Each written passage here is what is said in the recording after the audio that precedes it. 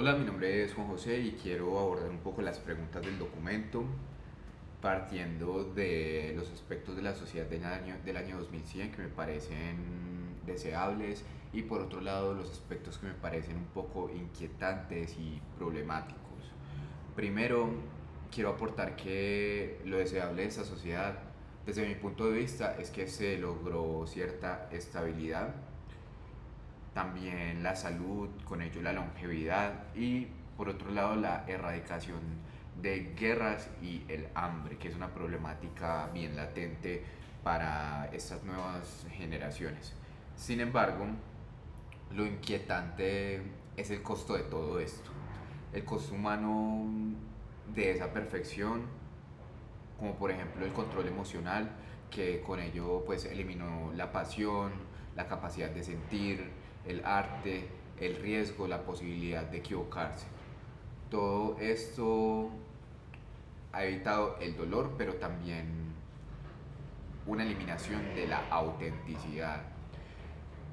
Se sacrifica la libertad un poco también y en búsqueda de toda esa eficiencia se pierde una capacidad de sentir que si bien es un futuro aparentemente ideal, también un poco utópico, termina siendo un futuro sin alma. Un mundo que funciona pero que genuinamente ya no vive. Ahora continuando con esta segunda parte y hablando un poco de los límites éticos que va a tener la tecnología en efecto y desde mi punto de vista debe tener límites éticos humanos. Porque si permitimos que haya una autogestión, renunciamos también un poco a la responsabilidad moral que nos define a cada uno y también a la responsabilidad moral que define a la sociedad. Un algoritmo en muchas ocasiones, y bueno, la mayoría de veces puede llegar a ser lógico, pero no compasivo. No tiene la capacidad de nosotros los humanos de ser un ser sintiente a fin de cuentas. Puede medir resultados, pero no comprender la emoción más allá de una decisión. La inteligencia artificial puede ayudarnos, podemos apalancarnos de ella de manera muy efectiva, pero nunca debe decidir por nosotros. La ética no debe ser programada. Nace un tipo de conciencia y un tipo de empatía. Y estas son características, ciertas skills que en definitiva la inteligencia artificial no puede replicar. La tecnología tiene que estar en servicio de la vida, pero no al mando de ella. Por otro lado, hablando un poco sobre este tema, considero que la incertidumbre y el error son parte esencial de lo que nosotros somos como humanos. Eh, de allí nace muchísimo lo que es la creatividad, la evolución, inclusive el mismo amor que nosotros tenemos, sí, como seres vivos. Y sin equivocación creería que no hay aprendizaje, no hay capacidad para dudar y sin la capacidad de duda no hay libertad.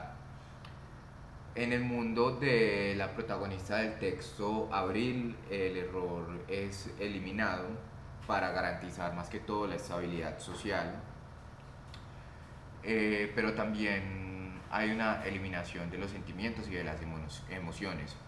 Creo que vivir sin riesgo también puede parecer seguro, pero significa renunciar a esa capacidad de creer, de crecer, y lo humano no está directamente en la perfección, sino también como en esa capacidad de fallar, de levantarse, de seguir soñando. Entonces, es lo que opino acerca de esto. Ahora, tocando el tema de cómo podemos identificar en nuestra vida actual los signos de automatización emocional o vigilancia sutil similares a las que se enfrentan en el texto, podemos reconocer que hoy en día tenemos un tipo o vivimos un tipo de vigilancia un poco silenciosa. ¿Y por qué lo digo? Porque hay existencia de algoritmos que analizan lo que sentimos directamente, redes sociales que deciden lo que vemos y lo que pensamos, inclusive que segmentan con tan solo leer tu Face ID lo que quieres o no. Con esto en mente, considero que los sistemas moldean directamente nuestra conducta bajo no solo la apariencia de nosotros, sino la comodidad que nos puede llegar a generar. Creo que tenemos la capacidad de elegir, pero el sistema de por sí ya eligió por nosotros y nos hace creer que tenemos como este poder, como este libre albedrío. Em, Esa moderación que ejercen sobre nosotros, por así decirlo, es una moderación digital que nos controla, como por ejemplo en el texto lo hacían con Abril.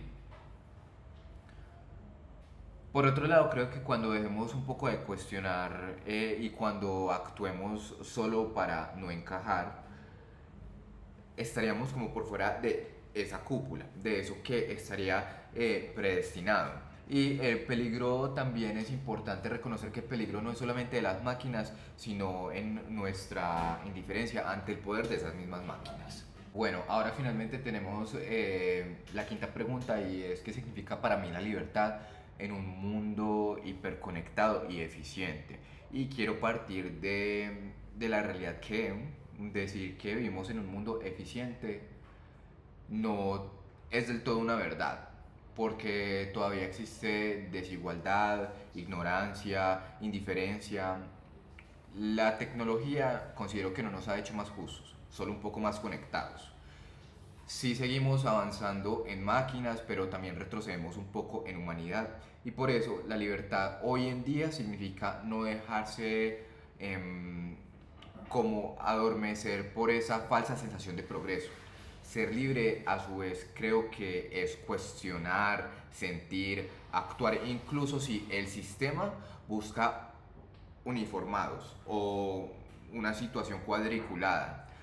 La verdadera libertad finalmente no está en el control ni en la comodidad de las cosas, sino en la conciencia de las mismas raíces de las cosas.